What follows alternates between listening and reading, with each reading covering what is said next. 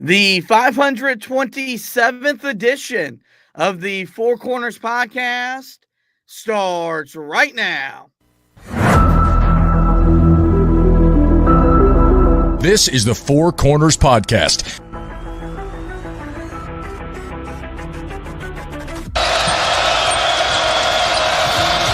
And that could make a difference. Lawson at the buzzer. Got it! Maybe not. Ty Lawson wins it at the buzzer. Deep three. And Green rips down the rebound in traffic. 4-on-1. What a great job. What a terrific job in transition. I mean, you couldn't plan that any better as a coach. Gets the roll. Here we go. Page has it. Carolina down one. 84-83. Page into the front court with 4 seconds. Page to the rim. Got it! Got it! 9/10 of a second to go. Inbounds. Washington gets it to Warren. His full court shot. No good. Marcus Page baby. Does it for the Tar Heels. Carolina wins it. Don't force it if you're Goss. Comes in. Blocked by Meeks. Buried up ahead to Jackson. And he dunks it down for the 5-point lead. Matthews off the mark. And this year the confetti is going to fall for North Carolina. They're not going to be denied this time. Inside 30 overall. Love, top of the key. Oh! Big time delivery. Here are your hosts, Josh Marlowe and Anthony Pagnotta. Hello and welcome in to another live edition of the Four Corners podcast. We're coming at you here on a Friday morning about 8 hours or so before the greatest rivalry in sports, Duke Carolina, will renew itself tonight on a neutral floor in the ACC Tournament. The semifinals take place tonight with a spot in the championship game tomorrow night on the line. And we're here to preview and here to talk about that game with you guys here this morning. First off, I want to thank Anthony for filling in and doing some solo shows here the past couple of nights. I've been live on location at the Spectrum Center for the ACC tournament since Tuesday. I've been at every single game. It's been a lot of late nights, not a whole lot of sleep, and I appreciate all the work he's done keeping you guys up to date on all things involving the Tar Heels right now, as they've won 2 games so far in the ACC tournament, and we'll hope to make it a third later this evening. We'll take a look at the Duke Blue Devils, tell you everything you need to know about Carolina, have our discussion topic, and give our keys to the game and pick the game. But we start every edition of the pod, as we always do, with the pod thought of the day. We have 2 pod thoughts because they both apply to what's going on tonight. The first one is the one that we use during this time of the year when it's win or go home time, like it is right now for Carolina. That's the foundation of this program. Play hard, play smart, and play together. I tweet that out 10 minutes before every time Carolina takes the floor. And when this team does that, and they do that, we've seen what this team is capable of this year, having won 22 games. The other pod thought is what we do every time we get ready to play the Duke Blue Devils. And that pod thought is simply go to hell, Duke. And that's even more, appropriate for where Carolina is right now.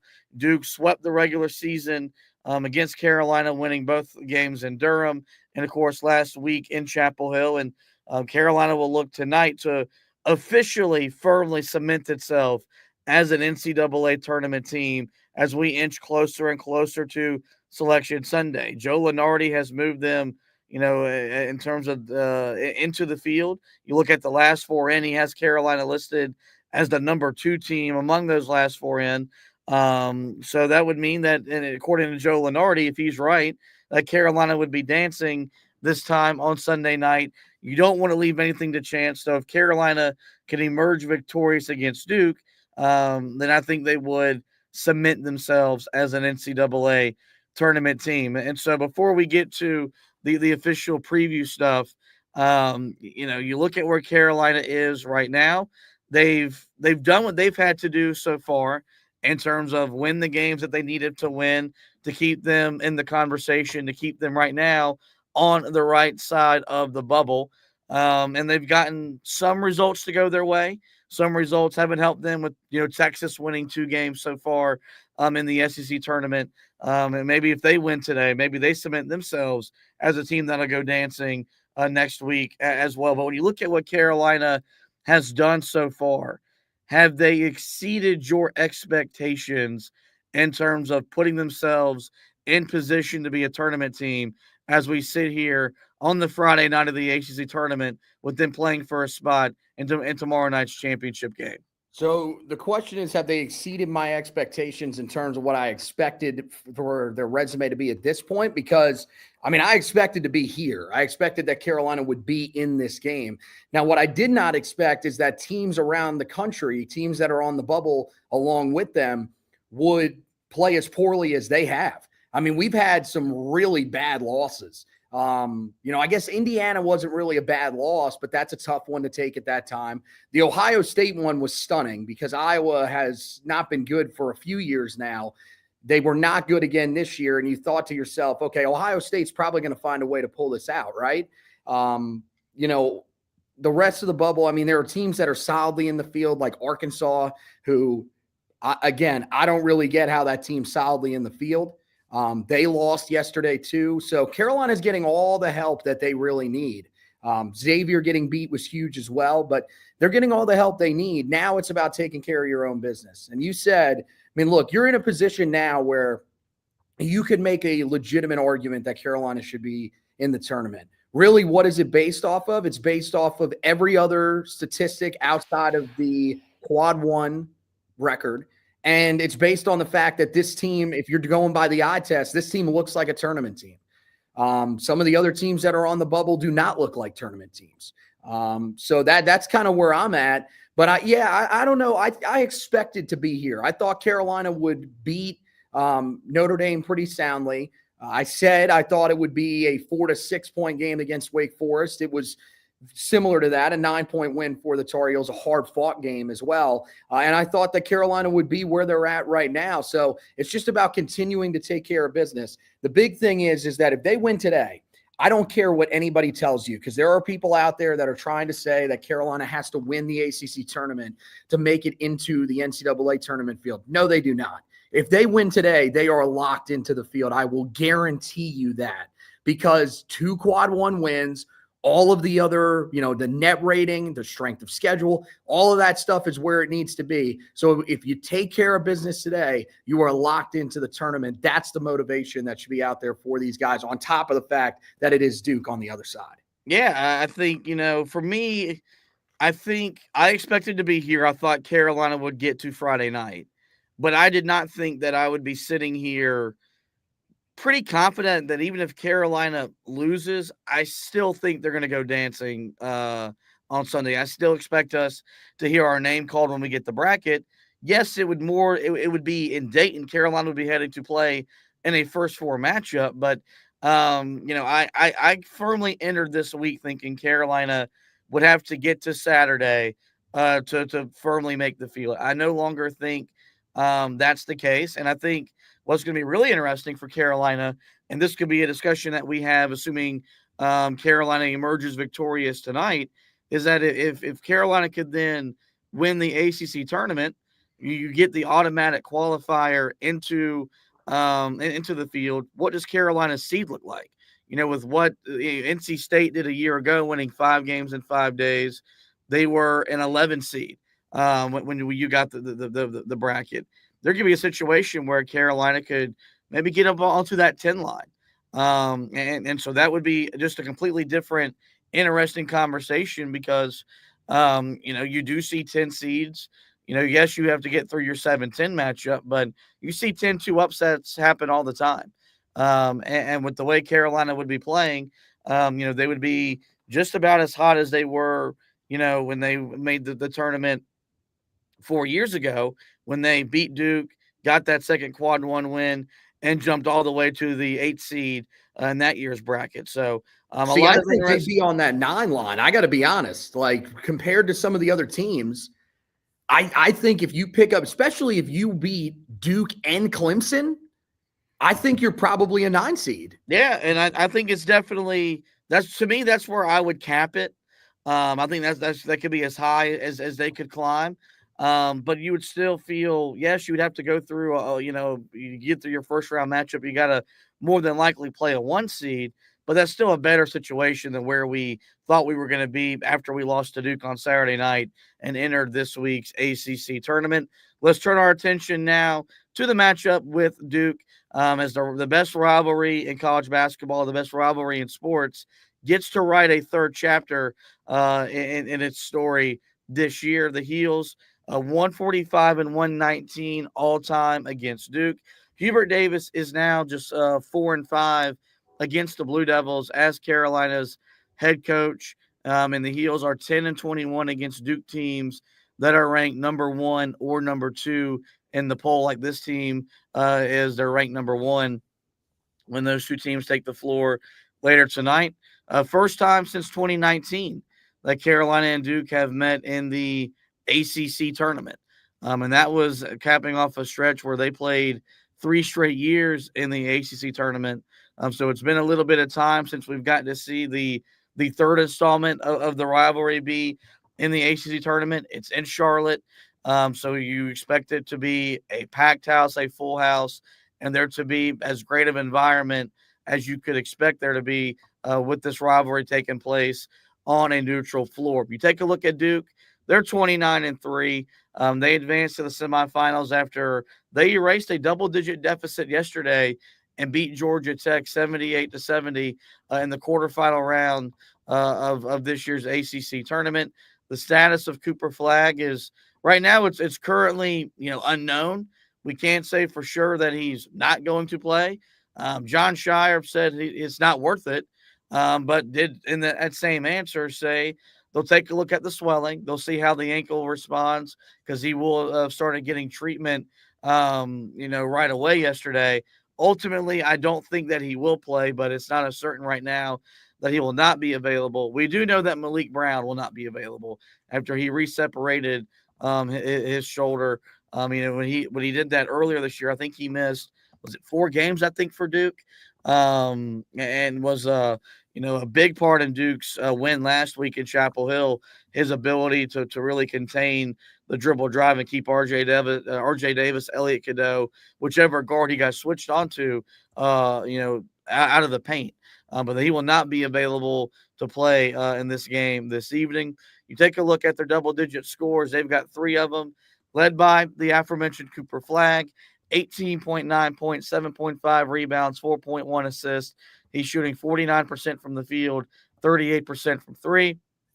Con Knipple, a guy who's had 2 big games against Carolina, had a big game yesterday, 28 points and 8 assists, 14.2 points per game, 3.9 rebounds, 2.7 assists. He is shooting 47% from the field and 40% from 3. And then Tyrese Proctor, their X factor, 11.8 points per game, 3.2 rebounds, 2.2 assists. He is shooting 43% from the field, 39% from 3. And Duke so far this year, 2 of their 3 losses have come on a neutral floor where they are 2-2 in neutral venues so far this season. So, look, the big storyline is obviously Duke's health, or maybe the apparent lack thereof with they're not going to be any Malik Brown. There's more than likely going to be no Cooper Flagg on the floor tonight for the Blue Devils. But this is still a deep team.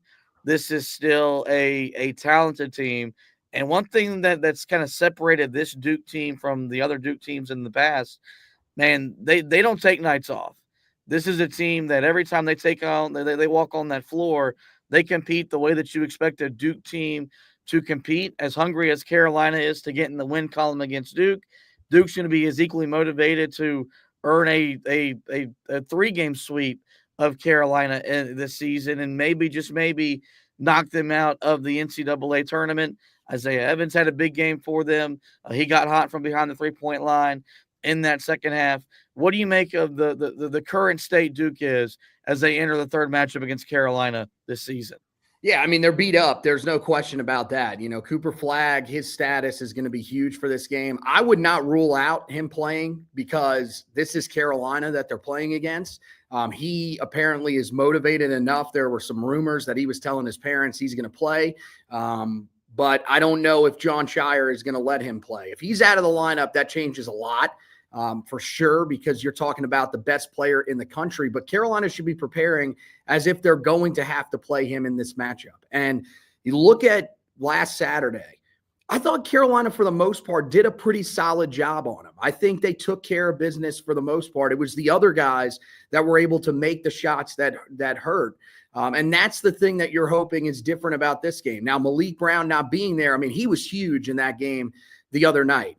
What he was able to do defensively on RJ Davis when they would get into the switch situations on pick and rolls, and what he was able to do on the offensive end, able to knock down a couple of big 3-pointers from the outside. That's going to be difficult to replace. Now, they do have another talented big man in Patrick Ngangba, who has looked good when he's been in there this season, rotating off the bench in behind Kaman Malawach. But certainly when you lose a guy that's as good defensively as Malik Brown, you don't just replace someone like that. So, I mean, you're talking about potentially, we're talking about how much this team could be losing on the offensive end of the floor with Cooper Flagg.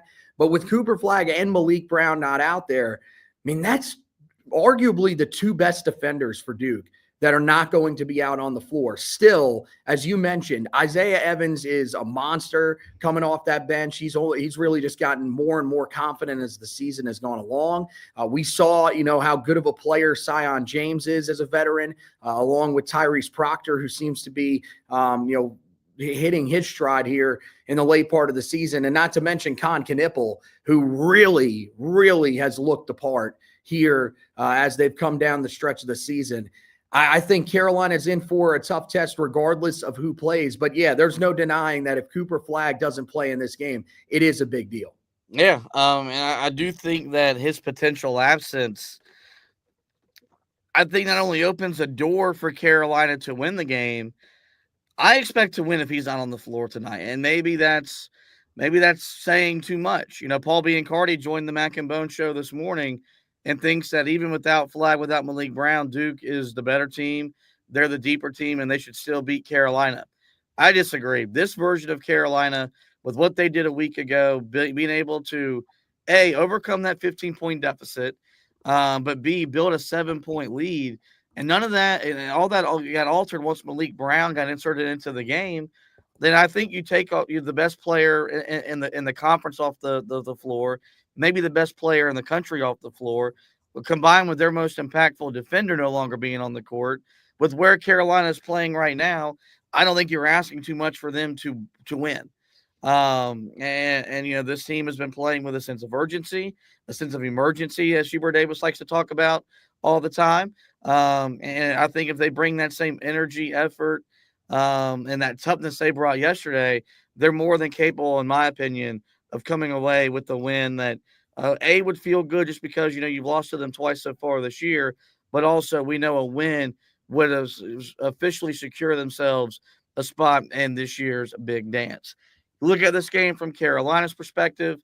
They bring with them a 22-12 record, and they advance to the semifinals after beating Notre Dame in the second round. And, of course, getting by Wake Forest yesterday in the quarterfinals on a neutral court.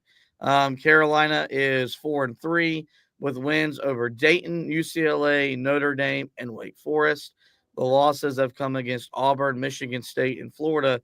All three of those teams, I believe, ranked inside the top 10 in the country, maybe even the top 8 in the latest AP poll. As we begin to close down Champ Week with all the big conferences, tournaments taking center stage starting this afternoon. The Heels, like Duke, they have 3 players averaging double-figure scoring, led by the All-American RJ Davis, 17.3 points, 3.6 rebounds, 3.8 assists. He's shooting 41% from the field, 35% from 3. Ian Jackson, the second leading scorer for Carolina, 12.7 points, 2.8 rebounds, 0.9 assists. He is shooting 47% from the field, 40% from 3. And then Seth Trimble, the last guy to average double-figure scoring, 11.5 points, 5.1 rebounds, 1.4 assists. He is shooting 42% from the field, but just 28% from behind the arc. So let's get into our discussion topic. This is obviously North Carolina and Duke, Carolina, however you want to word it. I don't really care. This is the greatest rivalry in sports. This is a rivalry that, when these types of matchups happen in the ACC tournament, you should cherish them, because in the expanded tournament field, these things don't happen quite as often as they used to in the 80s, the 90s, or even the 2000s, when it felt like Carolina and Duke were playing for the tournament title virtually every single season. But we know that with Cooper Flagg on the mend, he's the best player between the two teams. He's the best player maybe in the sport, that maybe the hype and the energy and the excitement won't be there like they were for the two regular season games where, he had pretty big moments in the win in Durham. And of course, he had pretty big moments down the stretch in the win last week in Chapel Hill. Do you get that the sense that if he doesn't play tonight, it doesn't feel as big or as important? The guy that hosts the morning show said that he would like to win, but virtually basically said this game does not matter. That Duke has not really worried about Carolina. They've got bigger things on their table, and that this game just doesn't really mean a whole lot to the Duke Blue Devils. How should Carolina fans feel about this game, with them maybe already being in the field of 68 without maybe needing having to win?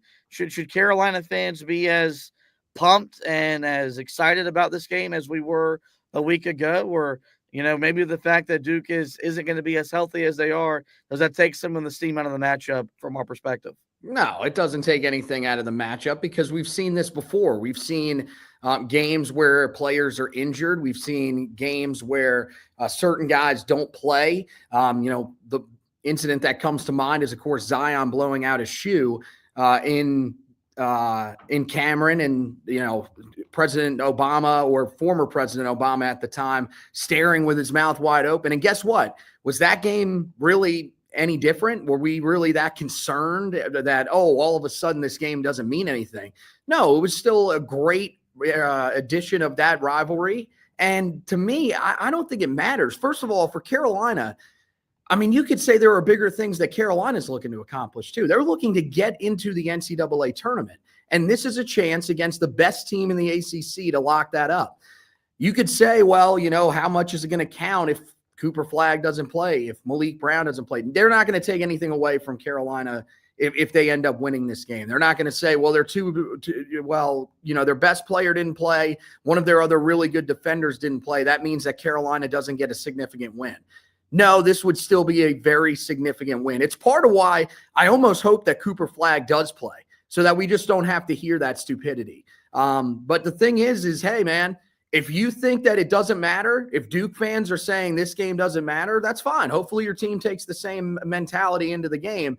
And when we win, then it will matter to the Duke fan base when they have to hear it from Carolina fans. So to me, that notion is ludicrous. If you think that this rivalry matchup doesn't matter, I don't know what to tell you. Like, we've had this argument every time since Carolina beat them in the Final Four. And it's like I say, you as a Carolina fan, if you're watching this podcast, you hold the trump card. You anytime that you want to play that, you can still play that card. But at the same time, like this year, did you think back to that moment when you got swept? No, you were focused on the fact that you got swept. There were still two, highly anticipated matchups, and both fan bases were pretty fired up for it. You could tell that Tar Heel fans were fired up last weekend. You could tell that Duke fans, at least the Duke students that traveled to the Dean Dome, they were fired up about the matchup. So they're trying to paint this narrative. And I don't understand why certain Duke fans, certain Carolina fans are trying to do this, that, the rivalry just isn't the same. Oh, it's definitely still the same. It's just there are new guys that are the head coaches.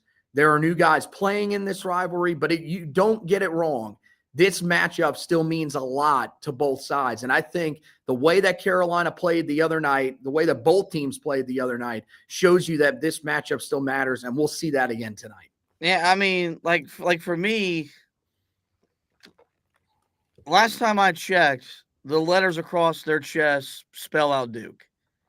And as long as that's the case, I am going to despise them.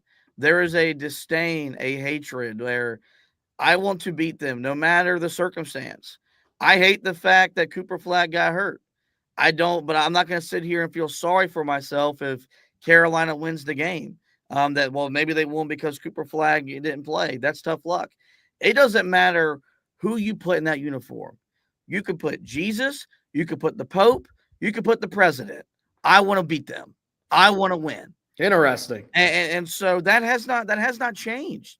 It has not changed since we won at Duke in 2022 on K's final home game, and it hasn't changed since we beat them in the Final Four. Like I woke up this morning after 2 hours of sleep and thought, God, like if there wasn't a Duke Carolina game tonight that I would be in the building for and attending, I don't know if I would have the energy to be here. But the greatest rivalry in sports plays again. The greatest rivalry in sports plays in my backyard, and I get to be there for that. And I want to win. And so does it suck that Duke's hurt, that Duke is injured? Yeah. But that's because we know if we win, that's going to be the cop-out. That's going to be the excuse. Because they can sit here and talk all they want about how they're not worried about us. We don't matter, blah, blah, blah. We know dang well that if they beat us, they're going to be running their mouth about going 3-0 this year. Which, I mean, rightfully so. They would have earned that right. But that's the problem, I think, with their side. They've almost admitted since what happened in 2022 that, yeah, it's over. Yeah, it doesn't mean anything. I've never once admitted that. I understand I've got the trump card, but I don't use that trump card after every time we've lost to them. We've lost to them quite a few times since that moment. Like whenever we lose to them, I'm in a state of ticked offness, pretty emotional, because losing to them hurts. It sucks. And I don't think I would feel any less different tonight if we lose to them for a third straight time. Like I won't be happy about it. We can go in there and compete our tails off, but I can respect the fight. I can respect the effort, but as long as their jersey says Duke, and as long as their program acts the way their program acts and carries itself, I want to beat them. And so I don't care that tonight it's on a neutral floor. I don't care that it's in the ACC tournament. I don't care that the best player in the country may not play. I want to win. And I think the best part about it is our guys have that same mentality. I mean, RJ Davis said they've got us twice. We've got to get them back at some point. Third time's the charm. I think what I'm most fired up about is that our group, our kids, didn't hold their head after they lost on Saturday. I think they've responded well so far this week. And I think this is what Carolina wanted. I think Carolina wanted the bracket to break to where they'd get to play Duke again. And I think our guys are going to be fired up to play and compete at a high level and at least get one win against their arch rival this season.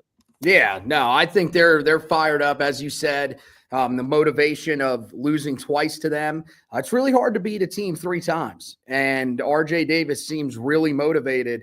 And this is just the same type of talk that we saw going into the Wake Forest game, where they got us earlier in the season. Now it's time for us to get them back.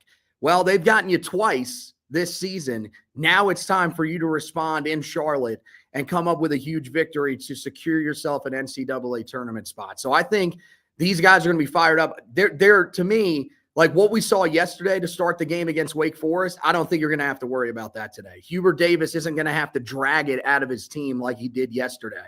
This team's going to be fired up and ready to go, and hopefully Carolina can do enough things and have enough things break their way where they are able to come out with a victory. All right. Let's turn our attention now to our keys to the game for how Carolina can take down Duke and really all but secure themselves a spot in the 2025 NCAA tournament. The first thing I wrote down was to compete on the glass, because if there's one area from last week's game and result where I could be upset, disappointed, frustrated, was I did not think that was the case. Carolina was down 13-2 on the boards at the under 12 timeout of the first half a week ago, and they went on to get out rebounded. I thought the bigger issue was they just never made their presence felt on the offensive glass. I never felt like Vin Allen Lubin impacted the game in that department the way that he had done during that 6-game winning streak. He was really impactful down the stretch for Carolina yesterday. But it's got to be something where from the opening tip on, Carolina's energy, their motor is going to the boards. Securing defensive rebounds is obviously the most important thing, but this team has to get to the offensive glass. And it can't just be Vin Allen Lubin. It's got to be Drake Powell being a guy that goes and gets those tip outs back outside.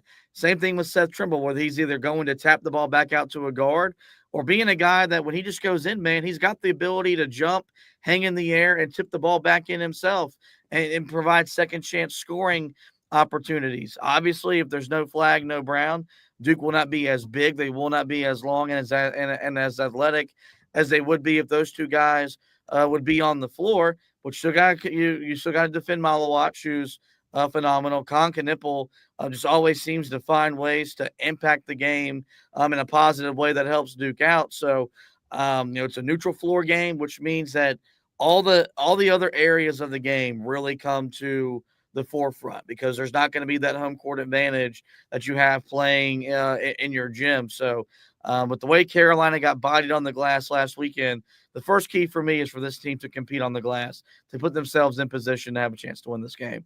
Yeah, and I think they should be able to compete on the glass, because you look at the way that they've played in these first two games of the ACC tournament. I mean, Vin Allen Lubin, a double-double in both games that he's played so far. You look at what Jalen Withers has done, 9 rebounds in both games so far. So we're seeing the type of rebounding that you need from those guys. Now it's about the other guys being able to take advantage of the rebounding matchups. And this is an area where, with Cooper Flagg potentially off the floor, you don't have a 6'9" guy that's playing on the wing. Maybe that helps Carolina there as well. But the thing is that really the last 2 days, it's been 2 guys that have been rebounding. So you need other guys like Seth Trimble, like Drake Powell. They need to be able to rebound at a high level. And I think Carolina should be able to do it. That was what was so confusing the other night, was that, Carolina just could not come away with the rebounds that they needed. And I thought, people were complaining about some of the defensive rebounding, and that was really just looking at the numbers. I said it was the offensive rebounding, man. There were chances that Vin Allen Lubin had to get his hands on the ball, and unfortunately, he can't grab it and come down with it to get that second chance opportunity. That has to happen in today's game. Carolina, the Malawach is a tough matchup for them because of his size. And Ngangba's going to be tough because of his size at 6'11". But this is where we saw it, throughout this winning streak that Carolina's on, 8 of 9. We've seen Vin Allen Lubin be in the right positions, be there for the rebounds. Now the important thing is you've got to actually come away with them. If he can perform the way that he did down the stretch of the game against Wake Forest yesterday, then I think he is the key to Carolina being able to rebound with Duke in this game. But yeah, it's going to be a team effort against a really good rebounding team, one of the best in the entire country. So Carolina's got to be prepared for that. Second key to the game for me, I have written down Carolina like they did last week when they made their run to get back in the game, and when they took control of the game briefly there in the second half. They've got to look to attack and be aggressive off pick and roll situations. And I think Hubert Davis is going to be very mindful about putting Duke's size in conflict, where I think he's going to try to draw those bigs out from inside the three-point line, put them in a ball screen, and either make them switch it and give them a mismatch, or see if Duke is quick enough and able to fight through it. But regardless, Carolina's got to be in attack mode when they go into their pick and roll offense. RJ Davis last week was functioning at a high level, knowing when to come off that screen and shoot, knowing when to come off that screen and drive. Either drive to score or drive to pass. The same thing's got to be that's got to be the same thing tonight. But it can't just be RJ. It's got to be Ian Jackson. It's got to be Elliot Cadeau. And it's got to be Seth Trimble that when they put that type of pressure on this defense, they're making the right decisions, they're making the right reads. But the most important thing is staying aggressive and attack and attack and attack. Because without these two guys, Duke isn't as big. Without these two guys, Duke isn't as athletic. More importantly, without these two guys, guess what? Duke isn't as deep as they were as they feel previously when they're fully whole. So if you can get someone into foul trouble, that could really go a long way for John Shire to maybe to have to play a lineup or two that he hasn't played for the majority of the season. So, I thought last week Carolina's game plan was fantastic, and it's why they had themselves in a position to win the game. Ultimately, Duke made the switch to put Malik Brown in the game, and he took over the game defensively. They will not have him available tonight to play, so expect a lot of pick and rolls out of Carolina's offense, and they've got to be aggressive in terms of how they attack Duke. When they do attack, they've got to look to score. Yeah, and I mean, the pick and rolls were a big part of the reason why Carolina was able to be successful the other night. Now, again, I thought for the most part, the guards did a pretty good job on Vin Allen Lubin. He needs to be better in this game overall. And if he is, then Carolina should be able to take advantage of it. That's when they've been their most successful, is when teams are switching just about everything. And early in the game, the other night, they were switching everything with Kaman Malawach. Malawach cannot guard on the perimeter against a guy like RJ Davis, even Elliot Cadeau.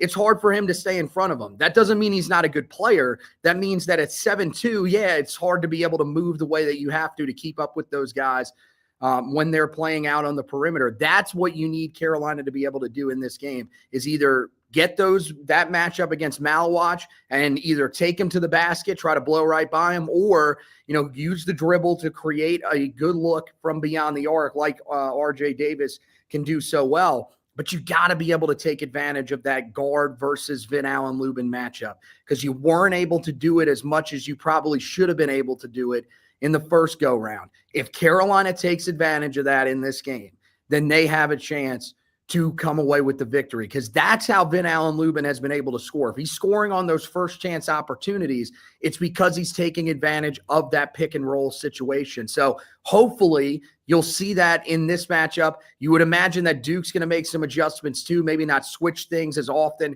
as they did the other night, especially with Malik Brown not being able to be out there.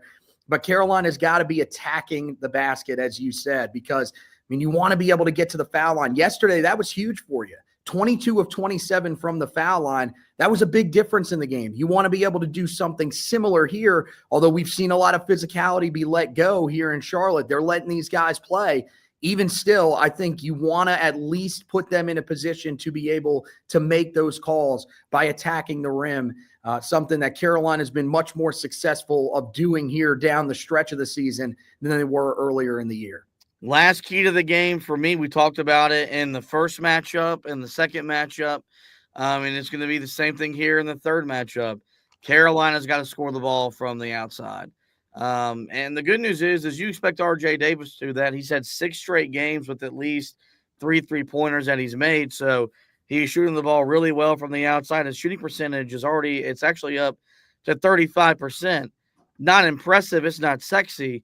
But considering where that percentage was a month ago, it tells you how good of a ball he is shooting right now. But I'll stress this. You can beat Wake Forest with maybe just RJ Davis making the majority of the threes.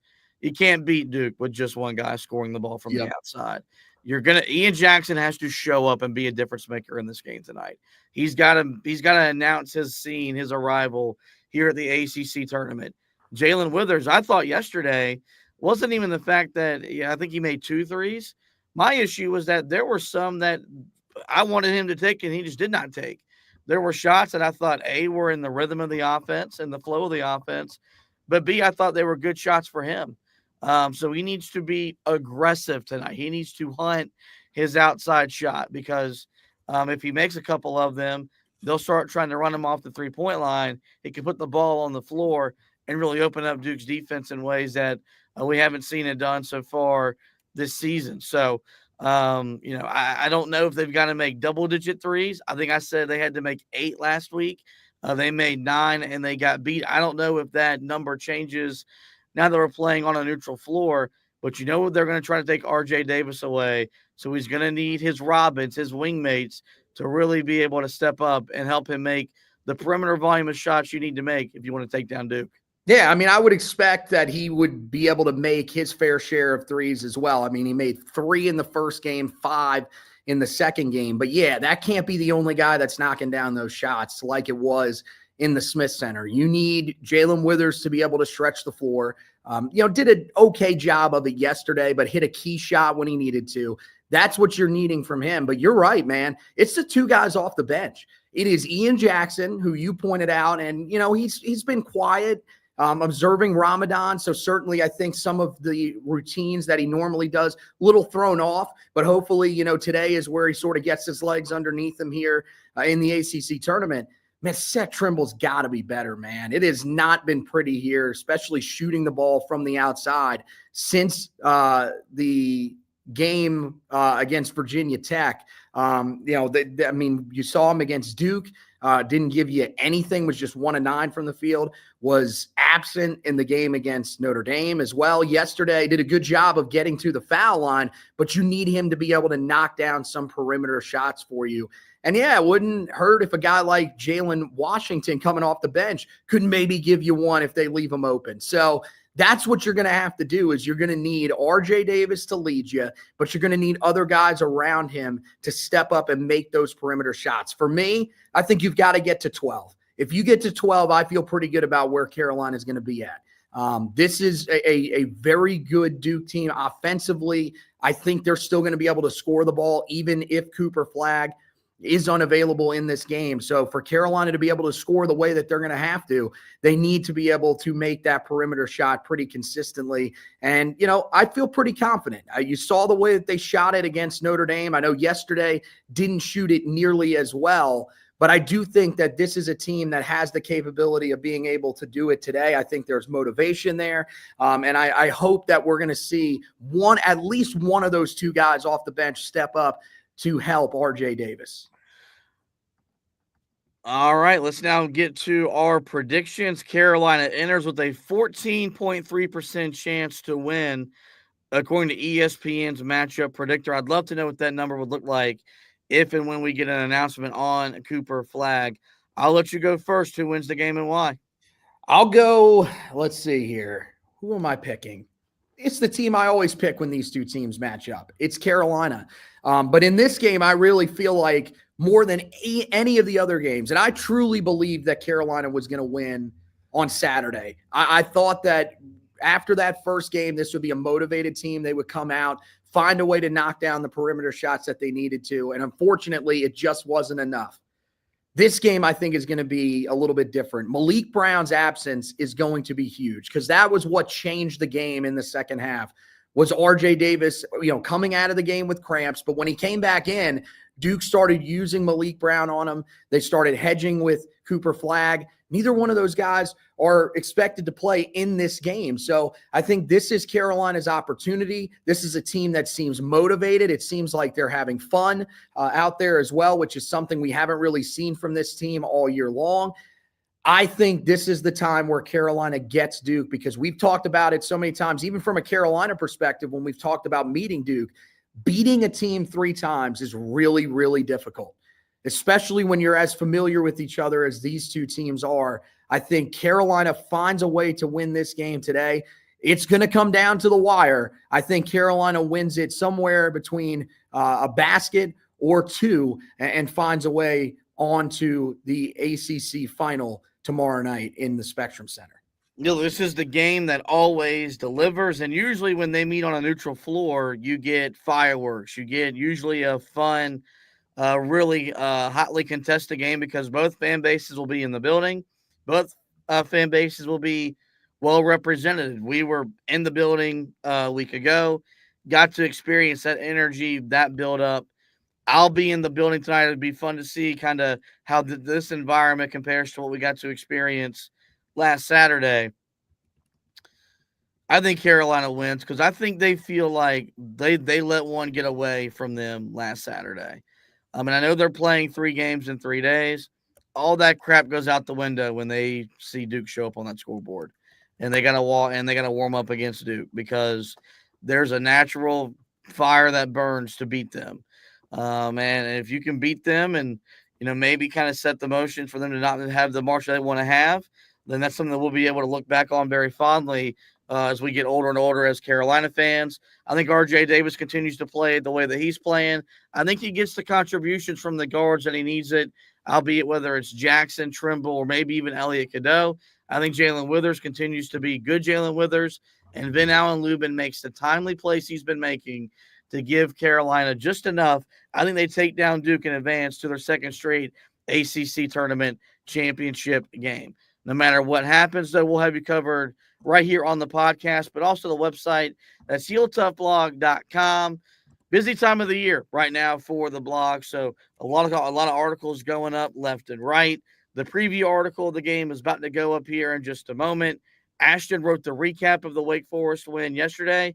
He was back to write the Duke preview today, so that will go live here in just a moment, and then we'll have you covered after the game, as well as we as a team right now will continue to take you through the basketball season. Anthony has you covered on Carolina football. Anything of importance that comes out, we'll have you covered. But just given the time of the year that it is, of course, basketball is the most pressing thing. As for the podcast, you guys know where to find it. Every major podcasting platform. Simply search the Four Corners Podcast and we'll pop up. There, we encourage you guys, rate, review, and subscribe. That way you don't miss any editions of the show throughout the remainder of the season. We were live here for the preview show. I would imagine we'll be live recapping the game, whether that's this evening, late this evening, or sometime tomorrow. So make sure you find yourselves over to the Heel Tough Blog Facebook page, the Heel Tough Blog YouTube channel, or my personal Twitter page, HTB_Josh, to be a part of the live stream. But if not, we'll be back to doing the audio shows, depending on how the rest of the weekends unfolds and if Carolina goes dancing or not. With that, guys, it is going to wrap up this edition of the show. I do want to thank Anthony once again for hosting with me. We want to thank you guys for watching and listening. And as always, go Tar Heels and go to hell, Duke.